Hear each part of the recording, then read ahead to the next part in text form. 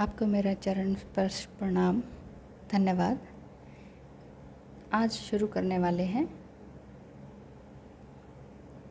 चतुर्थ खंड में तारकासुर का स्वर्ग त्यागना। पिछले वीडियो में थोड़ा सा स्टोरेज की कमी के कारण गड़बड़ हो गई थी, तो हम यहीं से स्टार्ट करते हैं। तारकासुर का स्वर्ग त्यागना। ब्रह्मा जी बोले, सब देवता मेरे पास आकर अपना दुख बताने लगे। देवताओं का दुख सुनकर मैंने कहा, मैं तो तारकासुर को मार ही नहीं सकता। इसे तो मैं ही क्या, भगवान श्री हरि और भगवान शिव जी भी नहीं मार सकते, परंतु भगवान शिव के वीर्य से उत्पन्न पुत्र ही इसे मार सकता है। इसलिए दक्ष की पुत्री सती ने इस समय हिमाचल के यहाँ मैना के गर्भ से पार्वती के रूप में जन्म लिया है। उसका विवाह भगवान शिव से होगा। उससे जो पुत्र उत्पन्न होगा वही तारकासुर को मारेगा। अब तुम लोग भगवान शिव के पास जाकर पार्वती का विवाह उनसे करवाने का प्रयत्न करें। फिर मैं भी स्वयं तारकासुर के पास जाकर उसे समझाने का प्रयास करने लगा। मैं भी कौन? ब्रह्मा जी, क्योंकि ब्रह्मा जी ये सारी कहानी नारद जी अपने पुत्र को बता रहे हैं।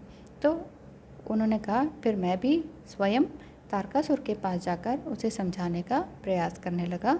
मैंने उससे कहा, हे पुत्र, मैंने तुम्हें इसलिए वरदान नहीं दिए थे कि तुम अपनी सीमाओं को लांघ जाओ। यह स्वर्ग तो देवताओं के लिए बनाया गया है। तुम अति शीघ्र इसे छोड़कर पृथ्वी पर लौट जाओ और पृथ्वी पर ही राज करो, नहीं तो तुम्हें दुख भोगने पड़ेंगे। मैं उसे समझाकर चला आया। तारकासुर ने भी स्वर्ग को छोड़ दिया और पृथ्वी पर शोणित नगर पर शासन करने लगा। देवता स्वर्ग में इंद्र के साथ रहने लगे। अब आते हैं कामदेव का शिव जी के पास जाना। कामदेव जी, सब देवताओं ने विचार करके शिव जी से विवाह की बात सोची, तो इंद्र ने कामदेव को बुलाकर उनसे कहा, तुम शिव जी के पास जाकर उनमें काम की भावना को उत्पन्न करो, इससे पार्वती जी का विवाह उनके साथ हो जाएगा, है ना। तब वहाँ पहुंचकर कामदेव ने अपनी माया फैलाई। उसने सुंदर सुंदर फल फूलों से सारा उपवन सजा दिया और कामदेव ने अपने संपूर्ण संसार को मुग्ध करने वाले बाण चला दिए, लेकिन शिव जी का उन पर कोई प्रभाव ही नहीं पड़ा। उसी समय जगत जननी पार्वती जी भी सखियों के साथ पूजा करने आई। वे एक तरह से कामदेव की सहायक बन गईं। शिव जी का ध्यान हटा तो सकाम भाव से वे सोचने लगे, ये सब क्या हो रहा है, मेरी तपस्या में विघ्न कैसे आ गया। अगला विषय है कामदेव का भस्म होना। जब वो सोच ही रहे थे, तब शिव जी अपनी अद्भुत दशा देखकर काम से पीड़ित होकर इधर उधर देखने लगे कि मुझे कुछ हो रहा है, कुछ अजीब सा लग रहा है, क्या हुआ। तो उनके क्रोध से समस्त दिशाएं कांपने लगी। उन्हें गुस्सा आ गया, नाराज़ हो गए, वो क्रोध आ गया कि मेरी तपस्या में भंग किसी ने डाला है, तभी मेरे अंदर ये विचार आए। तो वो नाराज़ हो गए, क्रोध में आ गए। तो देवता डर गए, स्वयं कामदेव भी घबरा गए। कामदेव को धनुष धारण किए देखकर भगवान शिव के क्रोध में और बढ़ोतरी हो गई, जिससे उनका तीसरा नेत्र खुल गया। उनके तीसरे नेत्र की अग्नि से कामदेव उसी प्रकार भस्म हो गया जैसे कोई फल वृक्ष से गिरकर समाप्त हो जाता है। यह देखकर पार्वती अपने घर चली गई। कामदेव के भस्म हो जाने पर उसी पत्नी रति विलाप करने लगी। उसके करुणापूर्ण विलाप को देखकर समस्त चराचर जीव भी दुखी हो गए। कामदेव की पत्नी थी ना रति, तो वह रोने लगी कि उन्हें मार दिया गया। समस्त देवता रति को समझाने लगे तथा शिव जी को प्रणाम करके उनकी स्तुति करने लगे। शिव जी ने देवताओं से कहा, अब तो रति का पति भगवान श्री कृष्ण का पुत्र बनकर रुक्मणी के गर्भ से ही उत्पन्न होगा। उसका नाम प्रद्युम्न होगा। शंबर नाम का दानव उसे चुराकर समुद्र में फेंक देगा। यह रति शंबर के नगर में निवास करेगी और इसे उसका पति मिल जाएगा। देवता बोले, हे प्रभु, कामदेव को तो हमने भेजा था, वह देव कार्य के लिए आया था। यह रति उस समय तक जीवित कैसे रहेगी, बताइए। तब तक आप ही उसकी स्वयं रक्षा करें। यह सुनकर भगवान शंकर बोले, देवताओं, यह कामदेव फिर तो शीघ्र ही जीवित हो जाएगा और मेरा गण बनकर आनंद करेगा। मैं शीघ्र ही तुम्हारा भी कार्य संपन्न करूँगा, परंतु यह बात किसी को पता नहीं चलनी चाहिए। अब तुम सब अपने अपने स्थानों को पधारो। पार्वती जी को नारद का उपदेश। कामदेव के भस्म हो जाने के पश्चात पार्वती जी जब अपने घर पहुंची तो उन्हें 24 घंटों खाते पीते उठते बैठते सोते जागते शिवजी का विरह सताने लगा। तब एक दिन ऋषि नारद घूमते फिरते हिमाचल के यहाँ पधारे। हिमाचल ने नारद का आदर सत्कार करके बिठाया। उसके पश्चात हिमाचल ने नारद जी को कामदेव के भस्म हो जाने और पुत्री पार्वती के द्वारा शिव पूजन का समाचार सुनाया। नारद जी पार्वती के पास जाकर बोले, हे पार्वती, तुमने बिना तप किए भगवान भोलेनाथ को प्राप्त करने की कोशिश की थी और तुम्हारे अंदर कुछ अभिमान भर आया था। अब तुम भगवान श्री भोले शंकर को प्राप्त करने के लिए तप करो। कैसा तप? तब नारद जी ने कहा कि ओम नमः शिवाय का पंचाक्षर मंत्र, इसे पढ़ो। उसकी विधि भी बताई और बताकर नारद जी चुपचाप वहाँ से चले गए। अब पार्वती जी ने कहा कि हाँ वाकई, क्योंकि ऐसा होता है जब हम स्पिरिचुअल पाथ पर होते हैं तो हम सोचते हैं कि हमें बहुत कुछ आता है, हम तप करने लगे हैं, हमें बहुत कुछ आता है, तो वो अभिमान आ जाता है, वो घमंड आ जाता है, वो ईगो आ जाता है। वो थोड़ा सा पार्वती जी के अंदर आया तो नारद जी उन्हें बताने चले आए कि देखो देवी, आपके अंदर अभिमान आ गया था, तो तप को ढंग से करो। तो उन्होंने ओम नमः शिवाय का पंचाक्षर मंत्र दिया और कहा कि इसे ढंग से करो।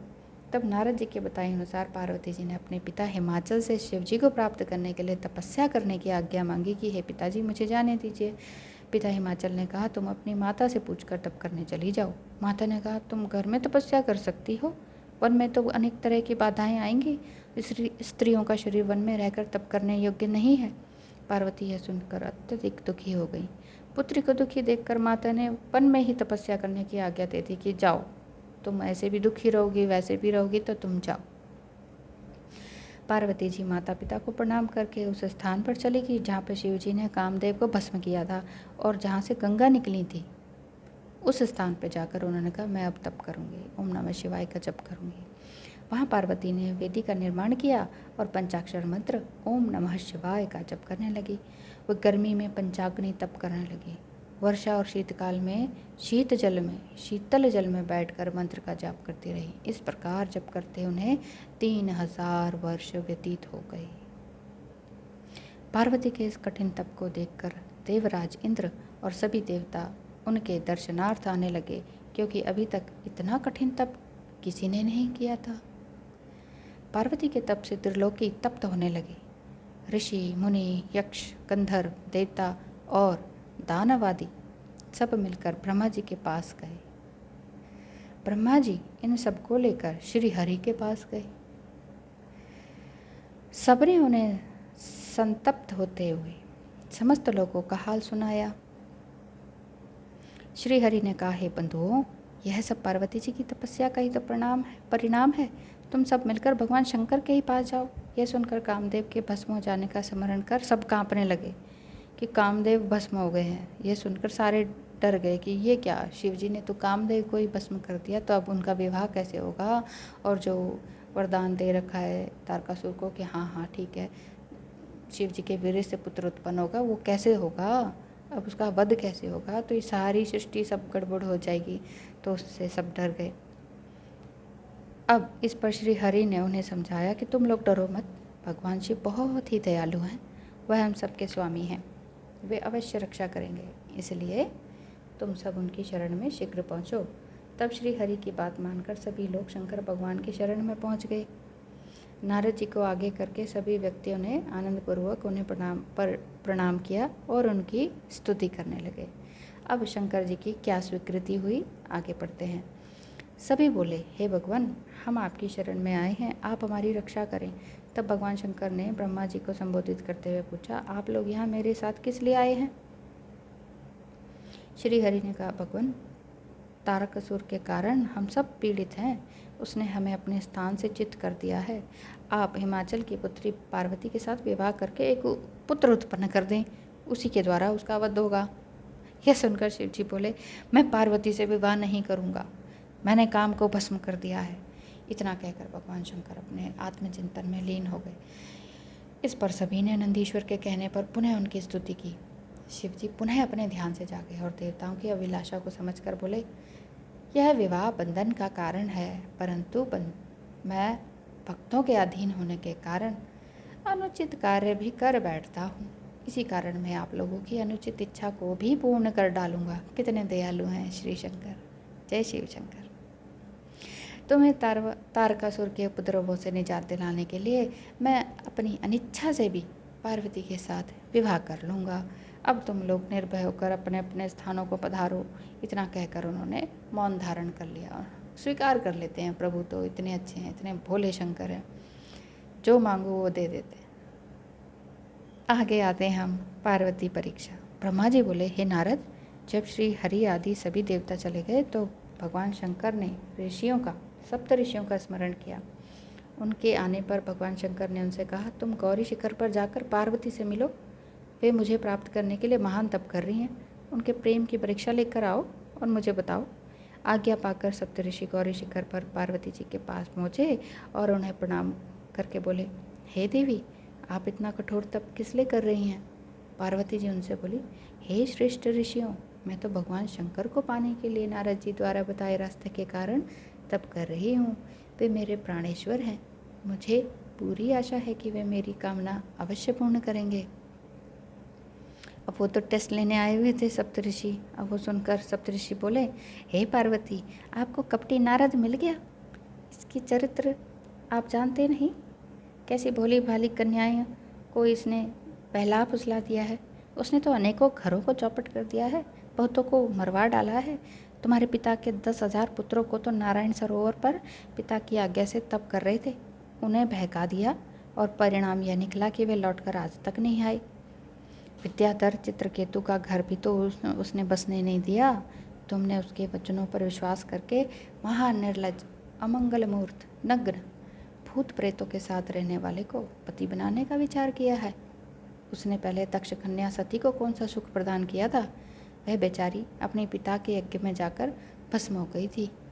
वह नारियों से अलग रहने वाला तुम्हें क्या सुख प्रदान करेगा? तुम हट छोड़कर घर चली जाओ। अब ये तो परीक्षा ले रहे थे सप्तऋषि, इसलिए उन्होंने शिव जी की बुराई तो करनी ही थी, तो शिव जी की बुराई कर दी उन्होंने। सप्तऋषियों की बात सुनकर पार्वती जी हंसकर बोली, आप जो कह रहे हैं वह सत्य नहीं है। मैं पर्वतराज की पुत्री होने के कारण कठिन से कठिन तप से घबराती नहीं। नारद जी ने तो मेरा परम हित किया है। प्रत्येक प्राणी शिव जी को प्राप्त नहीं कर सकता।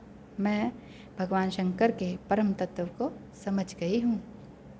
हे ऋषियों, यदि शिव जी से मेरा विवाह न हुआ तो कोई चिंता की बात नहीं। मैं कुंवारी रहकर ही उनका भजन पूजन करती रहूँगी। संसार के सभी जन अपना धर्म त्याग दें। सूर्य पूर्व के बजाय पश्चिम से उदय होने लगे, परंतु मेरी प्रतिज्ञा अटल है और अटल ही रहेगी। उनका दृढ़ संकल्प देखकर सप्तऋषि उन्हें आशीर्वाद देकर भगवान शिव जी के पास लौट आए। जय माँ पार्वती। विश्वास हो, फेथ हो तो ऐसा हो। दुनिया सिखाती रहती है कि विश्वास करो, भगवान पे विश्वास करो, तो माँ पार्वती को ऐसा विश्वास था। 3-3 हज़ार वर्ष तक तप करना आसान काम नहीं। ठंडे जल में खड़े रहना, गर्मी में गर्म आग में खड़े रहना, ये कोई आसान काम नहीं। महान त्याग थे इनके, इसीलिए वो भगवान हैं। चलिए आगे चलते हैं। सप्तऋषियों ने आकर समस्त वृत्तांत शिव जी को बताया। इसके बाद पार्वती जी की परीक्षा लेने के लिए भगवान शंकर स्वयं दंडी का रूप रखकर पार्वती के पास गए। अब शिव जी ने कहा, क्या इतना अच्छा कठिन तप कर लेती हैं वो, तो चलो मैं ही उनकी परीक्षा ले आता हूँ। पार्वती जी ने उनका सत्कार किया। दंडी रूपी शिव जी ने उनसे पूछा, हे युवती, आप अपने पति से रहित अकेली इतना कठिन तप किस लिए कर रही हो? तुम्हारे पिता का नाम क्या है? पार्वती ने उत्तर दिया, हे दंडी स्वामी, मैं हिमाचल की पुत्री पार्वती हूँ। पूर्व जन्म में मैं दक्ष की कन्या सती थी। पति का अपमान सहन न कर सकने के कारण मैंने शरीर को भस्म कर दिया था। अब मैं पूरे मन से मेरे प्राणनाथ कामदेव को भस्म करके वह कहीं चले गए हैं। अब मैं पूरे मन से उनका ध्यान कर रही हूँ और मेरे पति जो हैं, जो मेरे प्राणनाथ होने वाले हैं, उन्होंने कामदेव को भस्म कर दिया और कहीं चले गए हैं। तब से भी मेरा मनोरथ पूर्ण होता दिखाई नहीं दे रहा है। मैं इतने हज़ारों वर्षों से तप कर रही हूँ, मैं जो चाह रही हूँ वो पूर्ण होता दिख नहीं रहा है। तो इस कारण मैं अग्नि में फिर से अपने शरीर को भस्म कर देना चाहती हूँ। इतना कहकर पार्वती जी अग्नि में प्रवेश कर गईं, परंतु उनकी तपस्या के आगे अग्नि भी चंदन के समान शीतल हो गई। अब आता है शिव पार्वती संवाद। इसके पश्चात ब्राह्मण के रूप में आए शिव जी से पार्वती बोली, हे ब्राह्मण देवता, जो दंडी देवता बन के आए थे ना शिव जी, तो उनको पार्वती जी बोली, हे ब्राह्मण देवता, मैं कर्म और वाणी से भगवान शंकर की पत्नी बनना चाहती हूँ। मुझे पता है कि यह काम अत्यंत मुश्किल है, फिर भी मेरी यही कामना है कि मैं उनकी पत्नी बनूं। इस पर ब्राह्मण वेशधारी शिव जी बोले, हे देवी, तुम गलत कर रही हो। अपने गुरु की कृपा से शिव जी को अच्छी तरह से मैं जानता हूँ। वह हमेशा नग्न रहते हैं, भस्म लगाए रहते हैं, नंदी नामक बूढ़े बैल की सवारी करते हैं। इससे पहले उनके साथ सती की भी कोई सुख प्राप्ति थोड़ी ना हुई थी। तुम तो इस संसार में परम सुंदरी हो, इसलिए तुम शिव को छोड़कर विष्णु हैं, इंद्र हैं, अन्य देवताओं के पास जाके रहो, उनको पति बनाओ। शिव जी में पति बनने जैसा कोई गुण है ही नहीं। यह सुनकर पार्वती जी ब्राह्मण देवता पर क्रोध करने लगी। वह बोली, क्योंकि पहले भी वो सप्तऋषि आए थे, बुरा बुरा बोल गए थे, तो तब तो हंस के उन्होंने टाल दिया था। अब फिर कोई और आ गया तो पार्वती जी को इसमें क्रोध आ गया। वह क्रोध में बोली, इस प्रकार की निंदा करके यहाँ से सप्तऋषि भी चले गए हैं। तुम उन्हें नहीं जानते हो, क्योंकि ब्रह्मा विष्णु उन्हीं की छत्र छाया में सुख भोग रहे हैं। शिव जी तो परम पिता हैं, उनकी आयु का कोई अनुमान नहीं लगा सकता। सर्वसमर्थ शिव जी की निंदा करने वाले को कहीं भी स्थान नहीं मिलता। आठों प्रकार की सिद्धियाँ उनके चरणों में अपने सर झुकाती हैं। अब आप मेरे सम्मुख शिव जी की निंदा ना करना। इस प्रकार कहकर पार्वती जी शिव के ध्यान में मग्न हो गई। ब्राह्मण देवता और कुछ समझना चाहते थे, परंतु पार्वती जी ने अपनी सखी विजया से कहा, इस नीच ब्राह्मण को यहाँ से भगा दो, यह फिर से शिव जी की बुराई करेगा। शिव की निंदा करने वाला तो दोषी होता ही है, परंतु उनके साथ साथ निंदा सुनने वाला भी उतना ही दोषी माना जाता है। नहीं तो मैं ही यहाँ से स्थान छोड़कर चली जाती हूँ। इतना कहकर पार्वती जाने को तैयार हो गई। ऐसा देखकर शिव जी अपने वास्तविक रूप में प्रकट हो गए और पार्वती जी से बोले, तुम कहाँ चली? मैंने तुम्हारी परीक्षा ली थी, जिसमें तुम सफल हो गई हो। तुमने तपस्या से मुझे अपने वश में कर लिया है। कहते हैं ना कि भक्त के वश में है भगवान। तो भक्त अगर कठोर तप करे तो भगवान को भी उनके वश में होना ही पड़ता है। तो वो कहते हैं, तुम कहाँ चली? मैं तो तुम्हारे वश में हूँ। तुम्हारे समान इस त्रिलोकी में कोई तपस्वी भी नहीं है। हे प्राण प्रिय, तुम मेरी अनादिकाल से पत्नी रही हो, मुझे तुमने अपने वश में कर लिया है। भगवान शिव जी की वाणी को सुनकर पार्वती जी की प्रसन्नता का कोई ठिकाना ही नहीं रहा। वह बोली, हे प्राणनाथ, आपने मुझे क्यों बुला दिया? आप मुझे पत्नी के रूप में स्वीकार करने की कृपा करें। मैं यह सब वृत्तांत घर जाकर अपने पिता से बता देती हूँ। आप मेरे पिता से मुझे पत्नी रूप में मांग लेना। इस तरह पार्वती जी भगवान शिव जी को प्रणाम कर कर चुप हो गई। शिव जी तथास्तु कहकर कैलाश को चले गए। वहाँ पहुंचकर उन्होंने नंदीश्वर आदि गणों को यह शुभ समाचार सुनाया, जिसे सुनकर सब बड़े खुश हो गए। पार्वती जी अपने घर को चली गईं। पार्वती का आने का समाचार जानकर हिमाचल और मैना अपने पुरोहित तथा संबंधियों के साथ विमान पर आरूढ़ होकर उन्हें लेने को आ गए। यह शुभ समाचार सुनकर पुरवासी भी आ गए और सब जय जयकार के नारे लगाने लगे। उन्हें ये पता लग गया ना कि पार्वती जी तप करके वापस आ गई, यानी कि उनको शिव जी की हाँ मिल गई है। शिव जी ने उनको यस कर दिया है कि हाँ, हम विवाह करेंगे। यह समाचार पाके सभी खुश हो गए, उधर शिव जी के गण और इधर पार्वती जी के माता पिता भी।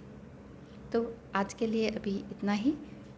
अगले वीडियो में हम बनाएंगे शिव की माया का वर्णन है उसमें, और उसके बाद है हिमाचल के पास सप्त ऋषियों का गमन इत्यादि।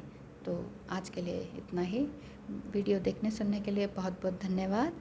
और कोई आपको सुझाव है तो ज़रूर बताएं कमेंट बॉक्स में।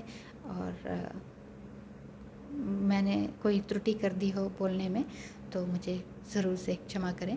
नमस्कार, धन्यवाद।